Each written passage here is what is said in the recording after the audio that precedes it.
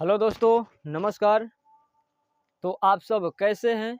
उम्मीद करता हूं कि आप सब अच्छा ही होंगे। तो चलिए आज हम लोग फिर से क्लास 10th के एनसीईआरटी गणित प्रश्नावली 8.1 के त्रिकोणमितीय अनुपात क्वेश्चन नंबर 5 को इस वीडियो में देखेंगे। दोस्तों और भी क्वेश्चन, बाकी के क्वेश्चन दूसरे वीडियो में बना दिया गया है। अगर आप लोग उस वीडियो को नहीं देखे हैं तो हमारे चैनल पर जाकर उस वीडियो को देख सकते हैं। तो चलिए इस क्वेश्चन को एक बार हम पढ़ते हैं और फिर आगे बढ़ेंगे। देखिए क्वेश्चन नंबर 5, यदि सेक थीटा बराबर 13/15 हो तो अन्य सभी त्रिकोणमितीय अनुपात परिकलित कीजिए। दोस्तों यहाँ हमसे सिर्फ सेक थीटा का मान दिया गया है, ठीक है, और सभी त्रिकोणमितीय अनुपात का मान हमसे पूछा जा रहा है। देखिए दोस्तों सभी त्रिकोणमितीय अनुपात कौन कौन से होते हैं हम यहाँ लिख दे रहे हैं, ठीक है। तो देखिए यहाँ पहले तो होता है सेक, यहाँ लिखते हैं साइन होता है, लिखेंगे साइन थीटा, कॉस थीटा और टेन थीटा, ठीक है दोस्तों। अब साइन का उल्टा लिखेंगे कॉसेक थीटा, कॉसेक थीटा। अब सेक का उल्टा लिखेंगे, कॉस का उल्टा लिखेंगे सेक थीटा, और टेन का उल्टा क्या होता है, कॉट होता है, कॉट थीटा। दोस्तों इन सभी का हमें क्या करना है, मान निकालना है कि कितना होगा। जैसे यहाँ दिया गया है ना कि सेक थीटा बराबर 13/12 दिया गया है और हमें इन सभी का मान निकालना है। तो कैसे निकालेंगे, बहुत ही आसान तरीका से निकालेंगे। देखिए आप बने रहिए वीडियो में। देखिए इनका हम फॉर्मूला लिख देते हैं, होता है लंब बटा कर्ण होता है, और इसका होता है आधार बटा कर्ण, और दोस्तों tan का होता है लंब बटा आधार होता है। दोस्तों अगर ये तीन फॉर्मूला आपको याद है तो ये तीन फॉर्मूला अपने ही से ही बन जाएगा। कैसे, देखिए साइन का उल्टा होता है कॉसेक, तो हमें इनका उल्टा कर देना है। क्या करना है, कर्ण को पहले लिखेंगे कर्ण, अब बटा में क्या है लंब लिखेंगे, उल्टा तो करना है यहाँ, ठीक है। अब सेक कॉस का उल्टा करेंगे तो सेक का मिलेगा, लिखेंगे यहाँ कर्ण, बटा में क्या लिखेंगे आधार लिखेंगे। और यहाँ देखिए tan का उल्टा क्या होता है, कॉट होता है, तो कॉट क्या है, लंब है लंब बटे आधार, तो इन्हें हम करेंगे आधार बटे में कर्ण, आधार बटा कर्ण लिखेंगे, ठीक है। आधार बटा लंब लिखेंगे, ठीक है। दोस्तों यही होता है 6 त्रिकोणमितीय अनुपात होता है, ठीक है। अब देखिए अब हम बात करते हैं इन पर। देखिए यहाँ पहले तो हम लिखेंगे हल, लिखेंगे सेक थीटा बराबर, सेक थीटा का फॉर्मूला क्या होता है, देखिए यहाँ लिखे हैं कर्ण बटा आधार होता है, तो यहाँ कर्ण बटा आधार। दोस्तों बहुत ही आराम से हम लोग इस क्वेश्चन को करेंगे, थोड़ा भी घबराने की जरूरत नहीं है। तो देखिए यहाँ ऊपर साइड में क्या दिया हुआ है 13, तो हम यहाँ लिखेंगे 13, और बटा में क्या दिया हुआ है 12, ठीक है। तो देखिए यहाँ जो हम लिखे हैं इनसे हमें क्या जानकारी मिलती है, जानकारी ये मिलती है कि देखिए यहाँ तो कर्ण का मान दिया गया है, यहाँ आधार का मान दिया है, और हमें देखिए यहाँ लंब चाहिए। साइन का जब मान निकालेंगे, साइन थीटा का मान निकालेंगे तो क्या होगा, यहाँ देखिए साइन थीटा बराबर क्या होता है लंब बटा कर्ण।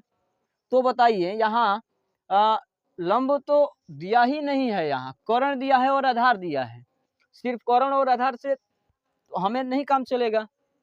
तो फिर दोस्तों हमें क्या करना होगा, पहले लंब निकालना पड़ेगा। देखिए मान लीजिए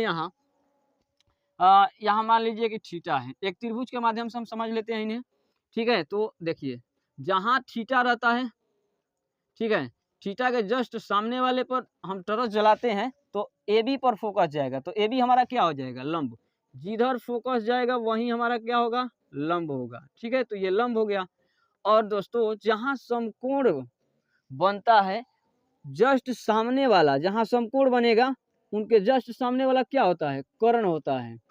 और दोस्तों एक बात और ध्यान रखिएगा कि कर्ण कभी हमेशा फिक्स रहता है, कर्ण का मान कभी नहीं बदलता है। तो बताइए, ये लंब हो गया, कर्ण हो गया, तो ये जाहिर सी बात है कि क्या हो जाएगा, ये आधार हो जाएगा। ठीक है, आधार होगा। ठीक है, अब यहाँ आधार हो गया। तो अब देखिए हमें क्या निकालना पड़ेगा, लंब निकालना पड़ेगा। लंब भी निकालने का बहुत ही फॉर्मूला आसान ही है। ठीक है, वो भी हम वीडियो में बताए हुए हैं कि कौन से फॉर्मूले कब लगाना है।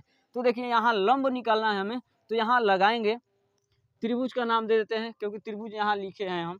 तो लिखेंगे त्रिभुज ए बी सी में, त्रिभुज ए बी सी में पाइथागोरस परिमेय से, त्रिभुज एबीसी में पाइथागोरस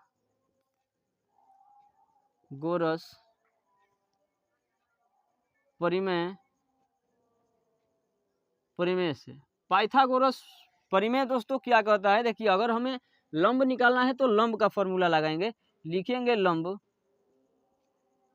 लंब का वर्ग बराबर होता है कर्ण, कर्ण का वर्ग माइनस होता है आधार का वर्ग, आधार का वर्ग करेंगे। अब दोस्तों देखिए यहाँ लंब हमारा कितना है, ए बी, तो लिखेंगे ए बी, ए बी का वर्ग बराबर कर्ण कितना है ए सी, तो लिखेंगे यहाँ ए सी का वर्ग, ए सी का वर्ग माइनस आधार कितना है बी सी, तो यहाँ लिखेंगे बी सी का वर्ग। ठीक है, आई होप यहाँ तक आप लोगों को कोई दिक्कत परेशानी नहीं हो रहा होगा। तो अब देखिए, अब हम ए बी का मान, ए बी तो नहीं दिया है तो ए बी के स्थान पर हम कुछ नहीं लिखेंगे, ए बी ऐसे ही लिखते चलेंगे। ठीक है, लेकिन देखिए यहाँ ए सी का मान दिया गया है, ए सी, यहाँ कर्ण कितना है, कर्ण यहाँ 13 है, तो 13, लेकिन आधार कितना दिया हुआ है, यहाँ 12 दिया गया है, तो हम लिखेंगे यहाँ 13 का वर्ग माइनस कितना, 12 का वर्ग। ठीक है, तो अब देखिए लिखेंगे फिर ए बी का वर्ग बराबर, यहाँ 13 का वर्ग कितना होता है 169 होता है, माइनस 12 का वर्ग कितना होता है 144। दोस्तों आप लोगों को ये सब याद करना पड़ेगा। ठीक है, तो अब देखिए ए बी का वर्ग बराबर, अब देखिए 169 में से 144 को हम माइनस करेंगे तो कितना होगा 5, और यहाँ से 2 बचेगा, कितना आ गया 25, तो यहाँ लिखेंगे 25। दोस्तों एक बात यहाँ भी ध्यान रखना होगा कि हमें ए बी का वर्ग नहीं चाहिए, हमें ए बी का मान चाहिए। ठीक है, सिर्फ ए बी का, तो लिखेंगे ए बी। और दोस्तों यहाँ से वर्ग जब बराबर का उस साइड जाएगा तो इधर क्या लग जाएगा, रूट लगेगा। ठीक है, जब भी हम बराबर को, बराबर का इस साइड वर्ग रहता है उधर भेजेंगे तो क्या होगा, रूट में लगेगा। ठीक है, तो अब देखिए यहाँ, यहाँ तो अब हम देख लेते हैं ए बी बराबर 25 का वर्ग क्या होता है 5 होता है, तो यहाँ लिखेंगे 5। ठीक है, देखिए ए बी का हमें मान पता हो गया है। दोस्तों अब लंब हमारा निकल चुका है, तो हम इन सभी का मान आसानी से निकाल सकते हैं। देखिए कैसे निकालेंगे, ये भी बहुत ही आसान है। ठीक है, अब देखिए यहाँ हम निकालते हैं इनका। ठीक है, यहाँ से, यहाँ हम इनको साइड में घेर दे रहे हैं। ठीक है, देखिए लिखेंगे साइन, साइन थीटा, यहाँ लिखेंगे कोस थीटा, कोस थीटा, यहाँ लिखेंगे टेन थीटा, और यहाँ लिखेंगे कोसेक थीटा, कोसेक थीटा, और यहाँ लिखेंगे सेक थीटा। सेक थीटा तो दोस्तों देवे किया है। ठीक है, तो हम सेक को लिख भी सकते हैं आप, और नहीं भी लिख सकेंगे तो भी चलेगा। ठीक है, और यहाँ कॉट थीटा।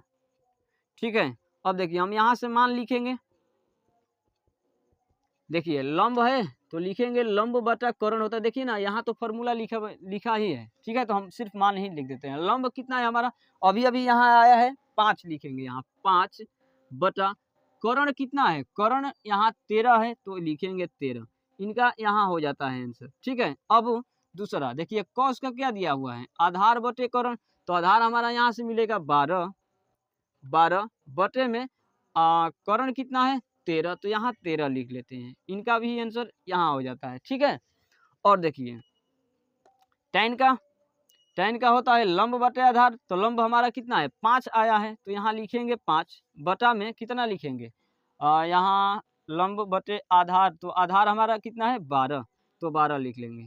ठीक है, इनका हो जाता है आंसर। दोस्तों अब इनका मान तो सिम देखिए, अब इनका कुछ भी नहीं करना है, यहाँ से उल्टा लिखते जाइए। देखिए कोसेक का मान होगा कितना होगा यहाँ 13 बटे 5 हो जाएगा।